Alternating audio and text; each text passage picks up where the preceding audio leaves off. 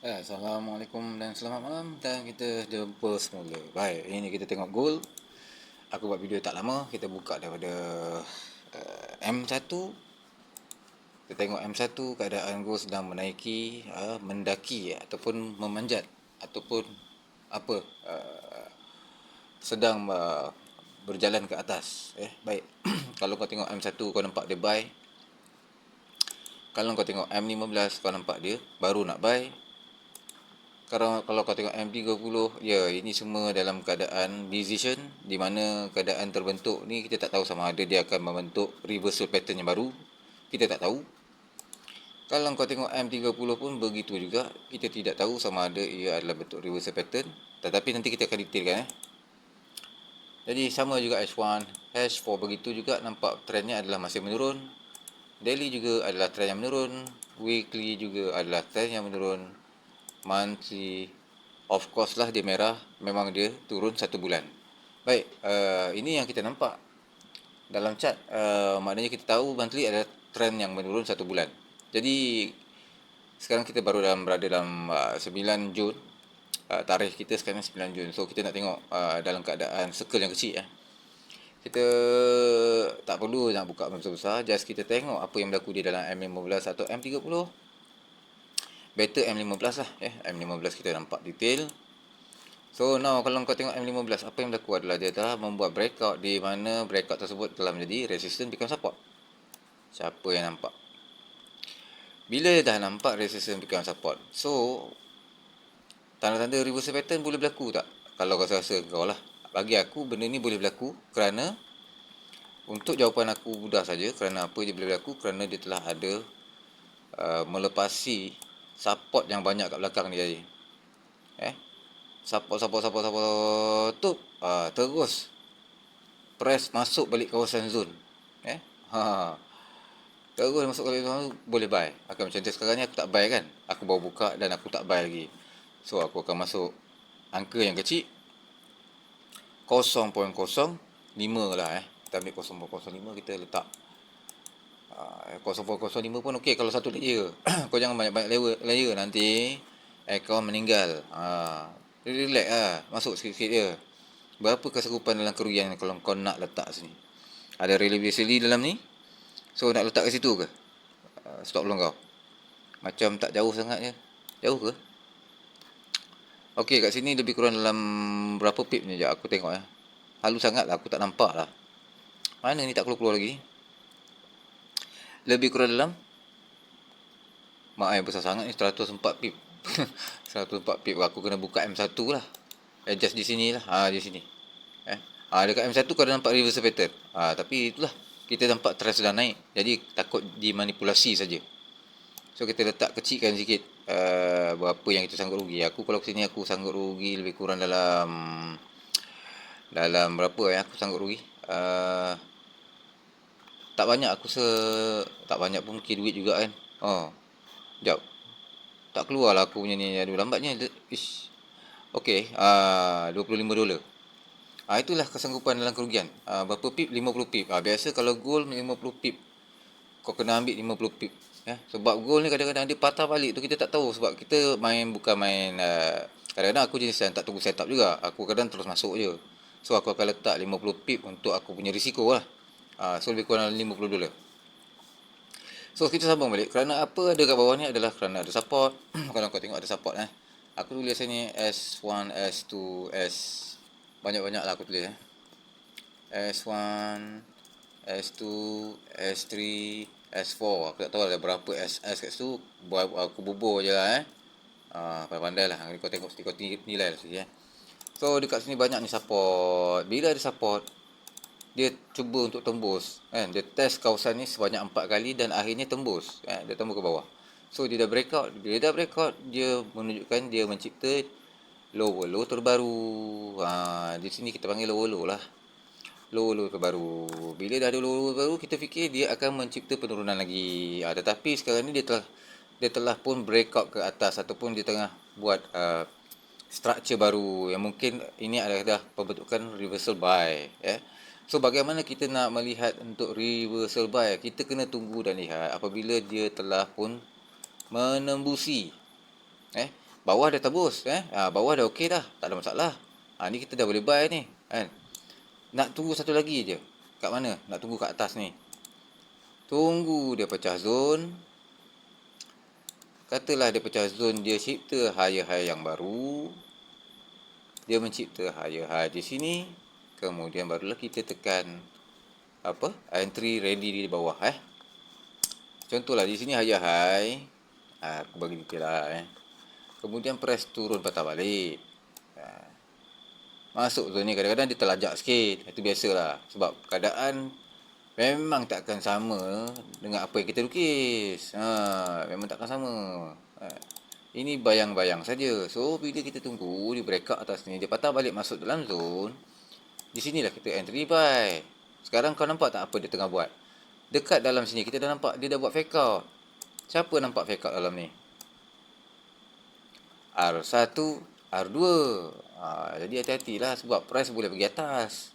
Pergi atas pergi mana? Nanti aku cerita. Aku tulis dulu R1, R2.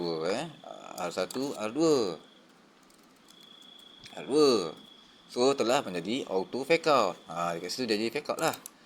Di atas ada liquidity. Okey, kawasan garisan biru yang aku baru tanda last kat atas kali ni. Ini adalah liquidity, dia adalah QM juga. Tetapi kita boleh pakai semula. Walhal dia dah ambil kat bawah. Dia jadi macam QML. Dia dah turun sekejap tapi tak berjaya turun sehabisnya. Apa yang berlaku kat sini? Bila dia tak berjaya berlaku turun sehabisnya, dia akan pergi ke atas.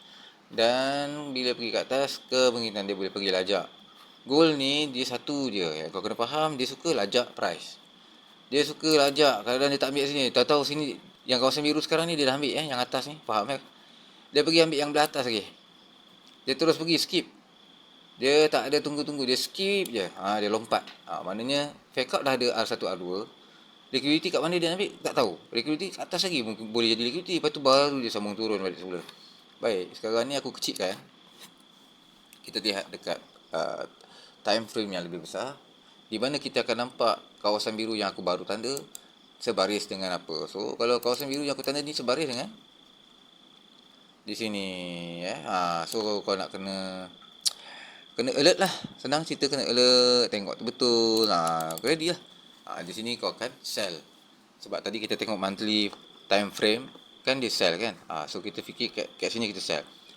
Kalau tak jadi sell, dia akan tembus juga. Sama dia akan buat breakout. Breakout dan breakout dan breakout. Banyak kali dia akan breakout. So, kena bersabar dan kalau boleh hati-hati dalam trade. So, ini penyebab dia yang aku cakap. Reversal buy, kemungkinan akan besar akan terbentuk dan kena berhati-hati. Kalau dia kata tembus, berarti ada chances kita boleh buy lagi. So, nampak tak kawasan fake out yang aku baru tanda R1, R2 tu, aku letakkan kat sini. Aku alih sikit lah bagi nampak view gambaran tu macam mana lah. Ada R1, R2 sama baris. Price akan melonjak ke atas. Kebiasaannya price akan pergi melonjak. Aku betulkanlah garisan ni bagi kemas lah. Melonjak ke atas dan mencipta higher high. Tapi kau kena faham higher high ni memanglah higher high. Sebab dia dalam struktur kenaikan. Dan sebenarnya dia adalah fake out juga. Kalau dia berlaku begini, dia adalah fake out jugalah. Fake out. Maknanya kat sini pun akan berlakunya R1 dan R2 kerana terdapatnya resisten yang sama baris telah terbentuk. Faham? Aku cakap ni clear tak? Kalau clear, cakap clear. Okey. Komen. Kadang-kadang korang tengok je tak komen.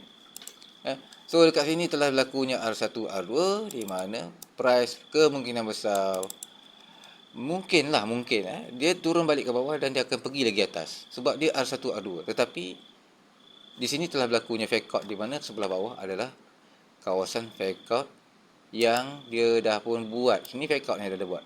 Nampak dia dah buat fake out. So takut nanti dia pergi ke atas sini, dia terjun bawah pula. Dia terjun lagi. Sebab kita nak lihat kat sini structure dia, kita nak harapkan dia nak breakout kat sini untuk jadi tukar reversal buy. Maknanya reversal pattern buy nak berlaku. So kita memang mengharapkan dia buy. Tapi kalau aku rasa untuk time frame weekly, memang kita nampak dia warna biru kan. Dah terhalang lah. Tapi sebenarnya warna biru aku nampak kalau kau tak nampak, kau zoom dekat sikit lah. Tapi dia warna biru. Warna biru. Tengah warna biru sekarang ni. So, kemungkinan besar dia akan jadi buy. Sebab apa? Kerana di atas ada lagi price-price yang belum diambil. Contoh aku ada sikit. Di sini ada kawasan. Ini kawasan drop base drop. Ada lagi tak atas kawasan? Buka M15. Ni ada lagi kawasan ni. Garisannya putus-putus ni. Kita kena detail. Di sini kita kena kerja keras sikit lah untuk cari kawasan-kawasan. Ambil horizontal line kalau tak dekat atas drop base drop ni. Kau alih je. Tengok. Ada tak yang sama? Kemungkinan ada yang sama. Tetapi kita tidak boleh memberi harapan sepenuhnya. Kadang-kadang memang semua base ni memang ada. Tetapi tak semua base ni dia akan berhenti. Kau kena faham. Jadi kena carilah. Jadi paling terbaik adalah letakkan garisan tersebut dekat support. Cari support. Kalau dah tak jumpa tu, cari support lah. Cari support ke, kalau tak tinggalkan kat situ. Ataupun kau buka. Kalau dah tinggalkan kat situ, kau pergi buka M5. Kau cari lagi apa yang ada dekat candlestick panjang tadi tu. Adakah candlestick panjang tu ada putus-putus? Dia nak kena putus Okay, M5. Now kat M5. Tak ada putus. Kau nak buat apa kalau tak ada putus? Mesti kau nak pergi alih lagi horizontal line. Kau alihkan je. Cari yang dekat-dekat dengan dia. Ni apa ni? Dah ada drop base drop sini. Duduk bawah drop base drop ni. Apa yang sama baris dengan dia? Carilah. Kan? Cari yang hampir-hampir. Now kita dah letak situ. Kau buka M1. Ada lagi tak? Nak tengok candlestick panjang ni ada putus tak? Okey, bila kita dah tengok, kita dah buka M1, apabila kita sudah pun membuka M1, barulah kita akan nampak detail kat mana kita letak horizontal line tersebut. Dia atas tu tak nampak. Ni. Dekat sini lah ni. Ajak aku ada. Tapi memang kecil gila lah. Tapi kalau aku zoom lagi kecil, kau tak nampak. Nampak? Ni zoom kecil. M1 lah. Tu dia. Kawasan bawah ni. Mungkin boleh jadi SR flip ataupun QMTR. Baik, kat sini ada QMTR Ni low left support, right support. Tapi aku tak tahulah macam mana, valid ke tak valid lah, aku tak tahulah Tapi inilah bentuk QMTR yang biasa aku tengok. Ada low, kemudian ada right support. Ada right support, RS right support. Kemudian ada left support. Aku tulis terbalik ke? Right ke sebelah sana. Terbalik. Tak apalah, hantarlah terbalik ke. Yang penting aku nampak bentuk macam ni, QMTR. LF, left. Pantai je lah. Okay. So, dekat sini kita boleh ambil ruang-ruang ni. Tapi kalau nak bagi ambil yang atas, boleh je ambil yang atas. Yang atas pun okey. Ini base jugalah. Bagi aku ini base. Yang kat atas pun sama juga base sebab dia ada sejarah lampau yang di mana dia telah buat manipulation, fake up. Kat sini sini je. Tu. Ada juga belakang-belakang atas ni. Ni resistance dia beribu kat atas ni. Beribu. Kau kena tengok alert betul-betul detail lah, letakkan kat situ, barulah kau boleh entry lah. Okay, aku just sharing saja. Ini tidak perlu terlalu ini sangat. Just kau kena faham apa yang kau sedang trade dan apa yang kau sedang buat. So okey, ni warna hitam di kat atas ni. Ni aku dah tanda. Okey. So kat situ lah kemungkinan besar boleh pergi sampai 3 tempat lah. 3 tempat yang dia boleh pergi 7. Sebab keadaan ni boleh pergi. Kalau dia pergi kat bawah ni kawasan QMTR ke, drop base drop ni ke ataupun double maru ni pun okey. Aku harap dia boleh terjun lagi lah. Itu saja. So now apa yang berlaku kat ni, tadi aku dah masuk buy kan, kita tengok dia buat apa. Alamak, serabut lah. Aku padam. So now kita nampak dekat M1. Dia tengah buat apa? Dia tengah turun. Ni lah, patutnya aku tak payah entry pun tak apa. Sebab di sini adanya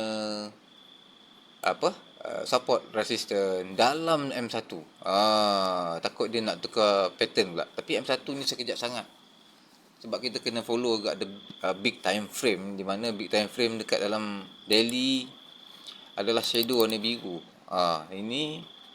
Ini shooting star ke apa? Aku tak tahulah nama shooting star ke apa. Takut kat ni macam ni jadi biru ni besok ni. Jadi buy terus.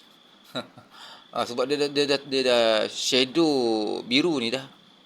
Maknanya biru telah menguasai keseluruhan. Sebab pada mulanya dia merah, sekarang dia dah jadi biru. Tinggal satu lidi warna biru. So nak jaga-jaga. Takut nanti dia besok punya cerita, bukan hari ni, besok Kalau hari ni kalau langgar aset aku tak kisahlah, tapi kalau besok aku dapat masuk sekali lagi, aku boleh lepas kan. Macam tu lah. So now aku tengah buy dekat gold tapi tak per relax. semua kena tenang-tenang, masuk relax saja. Sebab kau dah nampak ada breakout kat bawah ni. Satu sebab resistance support. Ni aku nampak. So lepas lah, aku dah fikir lah ni akan pergi atas. Kalau tidak pun dia masuk zone balik, dia patah balik, dia main-main kat sini, lepas tu baru dia naik. Macam tu je. Sebab dia baru dia breakout kat sini dia. Kan? Dia breakout dengan dia telah melepasi support yang di belakang ni. Dia alam mana tadi? Support yang ada kat belakang ni kan. Dia lepas lah semua. So ni dah pattern yang nak tukar arah. So relax saja. So kita tunggu je. Kalau kata dia buy lah, kita buy terus. M1 kalau kita buka atau M5, ada tak kita nampak lagi tempat-tempat yang boleh kita buy? Bagi aku kat sini resistance support tak apa clear lah. Kalau dekat macam ni lah kat atas ni kan, contoh. Ada tak kau nampak resistance support? Susah nak cakap kan. Dia dah buat resistance ni. Ni tengah-tengah ni takkan nak macam ni kan. Dia mesti lagi pergi tinggi lah. Betul tak? Baru pernah datang balik masuk zone, baru dia pergi lagi. Tapi dia baru bolak balik. Pembolak balikan ni bahaya lah. Tapi tak apalah, aku dah nampak sebab dia ada resistance 1, resistance 2 kat sini yang sama. So aku tak heran sangat lah. Mungkin dia akan pergi atas fly lagi lah. Itu je beza. Baik, itu saja setakat ni. Terima kasih kerana menonton dan terima kasih juga yang support. So kalau ada apa-apa sila komen di bawah. Sebab aku kadang-kadang mengharapkan pandangan daripada semua orang. Cuma ini adalah satu cara aku berkongsi. Okay, baik. Assalamualaikum dan selamat malam.